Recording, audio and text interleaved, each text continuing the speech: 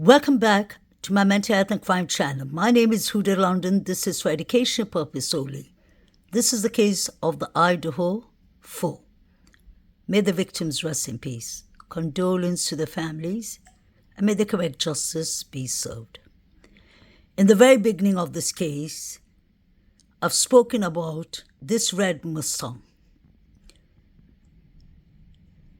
This red Mustang was found at St. Deacon's Road. Somebody called it in. The red Mustang was caught up in an accident and it was abandoned.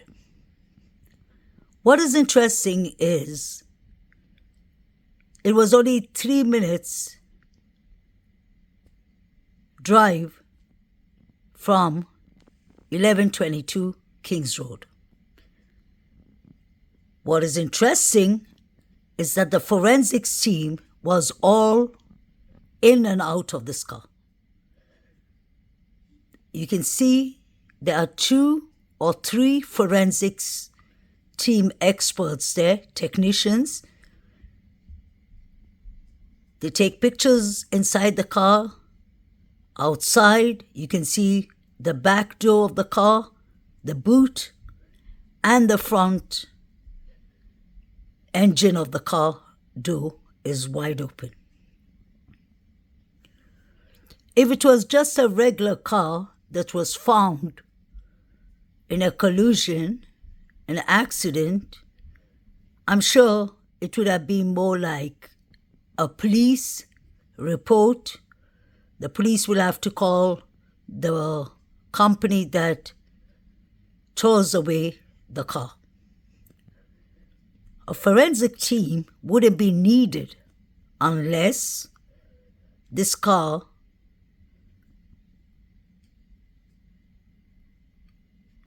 was suspicious. There had to be a reason for them to have called the forensics team to come and check this car.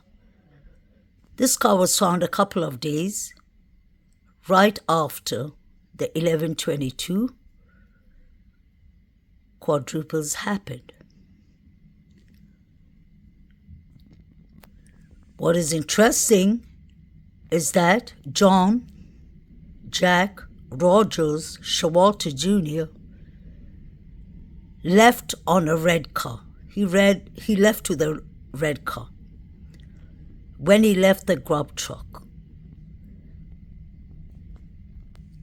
The reason I'm so interested in John Roger Showalter's whereabouts is because he was the last person we saw with Maddie and Kaylee. And the fact that he passed the threat, he said, we're going to get you for that, Maddie. That's when Kaylee said, Maddie, what did you tell Adam?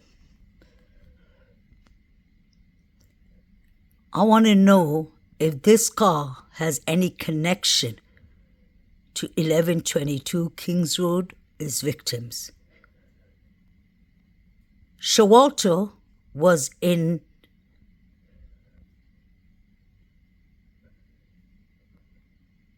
a bad mood. He looked very upset that the girls ditched him. 2 sorority girls who were at the corner club told the auntie, and they wrote it on Facebook, that Showalter got kicked out because he was harassing Kaylee. That last night, the 4 victims were alive. So he clearly could have had a motive and an agenda against Kaylee.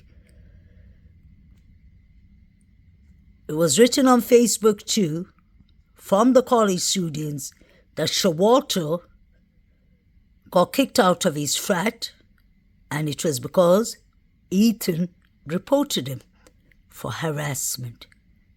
harassments, if you get what I mean.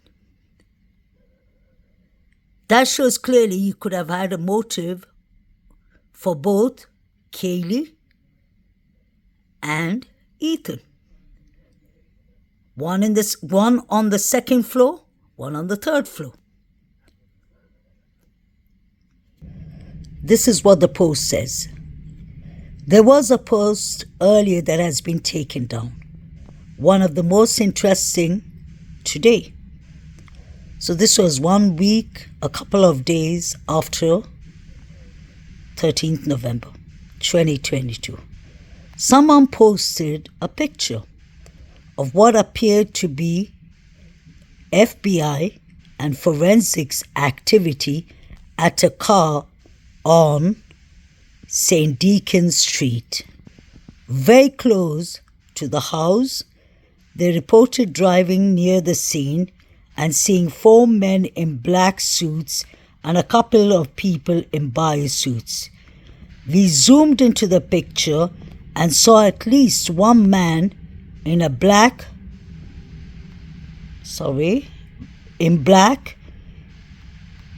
a different car. We both thought it was FBI and forensics. There was a lot of people connecting. Okay. I remembered reading this post before, and I regret that I did not read it that well. I remember the forensic team, but I couldn't remember them saying FBI. And that's my bad, because I didn't read it well. Now this is really interesting. There wasn't any other unalivings that happened in Idaho, Moscow before 1122 Kings Road is victims.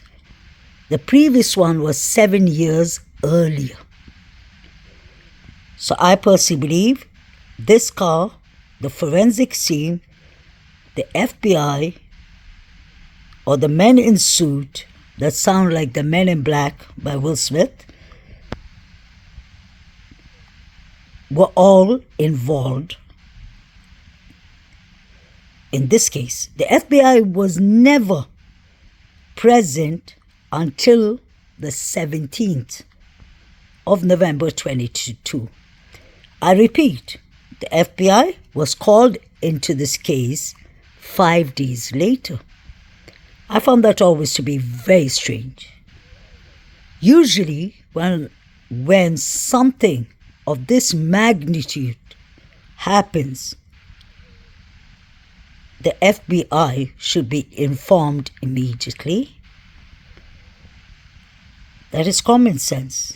Idaho, Moscow is a small town, county, city, whatever they are, and especially them of all people should have been calling the FBI first, because they have a suspect or suspects loose on the streets. They can bring harm. This is a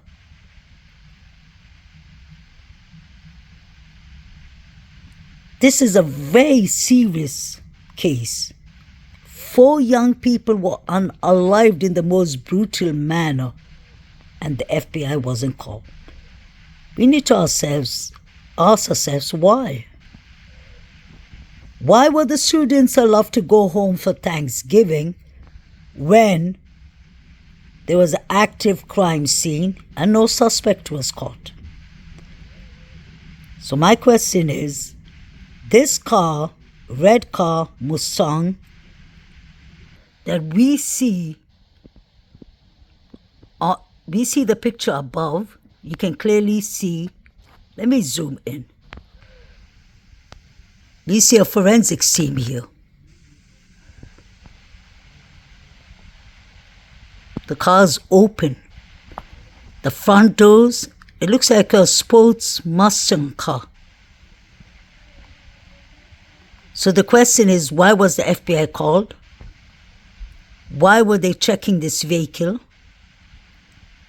Could it be possible that there were 2 or 3 vehicles involved in this case? Maybe somebody decided to call in for the white Hyundai Elantra that could have been BK's, and BK could have been roaming around this area for another reason. It was never said that BK stalked this area 12 times. It was said that he was around this area 12 times. He could have been going to Queen's apartment. He could have been going to other people living around the areas. It doesn't necessarily mean that he was planning to do a quadruple.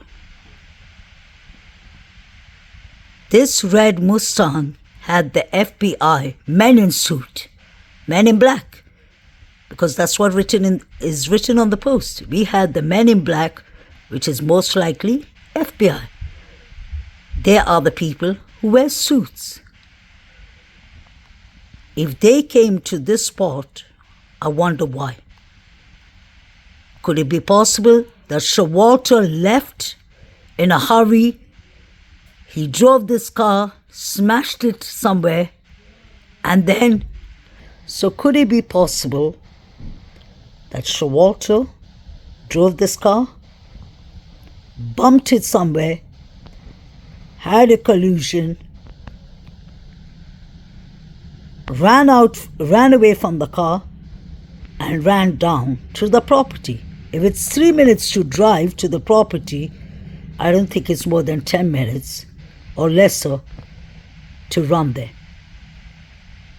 We're talking about a young man who's a skilled hunter.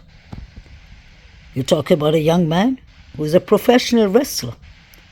We're talking about a young man who's fit, who's been in the flats. It wouldn't be difficult for him to run, especially if he's upset, angry, full of rage. And he felt that Katie and Maddie did him wrong. He already passed the threat. He said, you know we're going to get you for that, Maddie. So I'm not saying that Showalter was driving this car.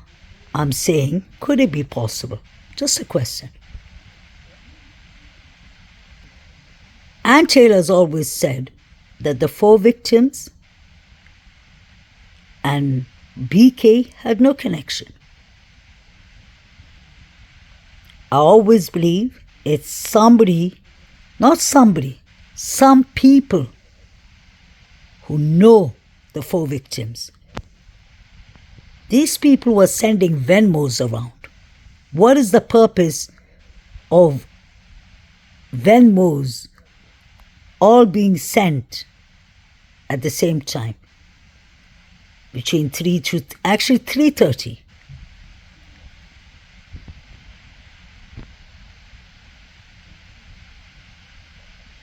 I wonder what the forensic teams, it's a team, there are 3 of them I can see. What is the purpose of sending a forensic team and sending the FBI with suits to this red Mustang if this red Mustang isn't involved?